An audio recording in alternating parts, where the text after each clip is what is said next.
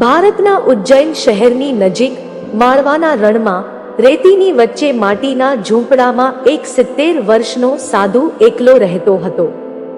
એક દિવસ બે યુવતીઓ સોનાલી અને પ્રિયંકા રસ્તો ભૂલીને ત્યાં પહોંચી. તેઓ વિશાખા જઈ રહી હતી, પરંતુ રસ્તો ખોટો પડી ગયો. તેમણે સાધુને એક રાત આશરો માંગ્યો. સાધુએ તેમની સુંદરતાથી આકર્ષાઈને તેમને રોક્યા, પણ તેની નજરોમાં કંઈક વિચિત્ર હતું.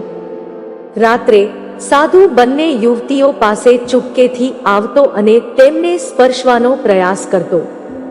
સોનાલી અને પ્રિયંકાને તેના ઈરાદા શંકાસ્પદ લાગ્યા. તેમણે નક્કી કર્યું કે બીજી રાત નહીં રોકાય, પણ સાધુએ કાફલાની વાત કરીને તેમને રોકવાનો પ્રયાસ કર્યો. દરરોજ રાતે સાધુ ચૂપકેથી તેમની નજીક આવતો, તેમના વાળ કે હાથ સ્પર્શતો, જેનાથી યુવતીઓ ડરી ગઈ. અંતે એક રાત યુવતીઓએ નક્કી કર્યું કે તેઓ હવે નહીં રોકાય. જ્યારે તેઓ ઝૂંપડામાંથી નીકળવા લાગી, સાધુએ તેમને રોક્યા અને કહ્યું, જો તમે આજે રાત રોકાશો તો તમારે વિશાખા જવાની જરૂર નહીં પડે. તમે જેને શોધો છો તે અહીં જ હોઈ શકે. યુવતીઓ આશ્ચર્યચકિત થઈ ગઈ. તેમણે પૂછ્યું, તમને કેવી રીતે ખબર કે અમે અમારા પતિને શોધીએ છીએ?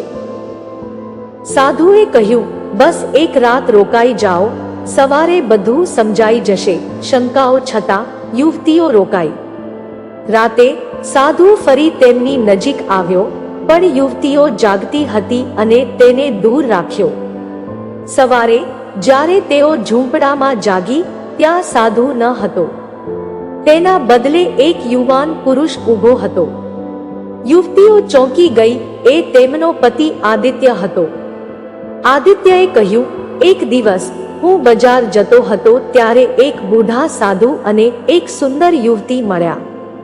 મેં તેમની મજાક કરી અને યુવતીએ મને શાપ આપ્યો કે હું સાધુના રૂપમાં રહીશ. શાપ તૂટવા માટે મારે તમારી સાથે સમય વિતાવવો પડશે, પણ મારી ઓળખ જણાવવાની મનાઈ હતી.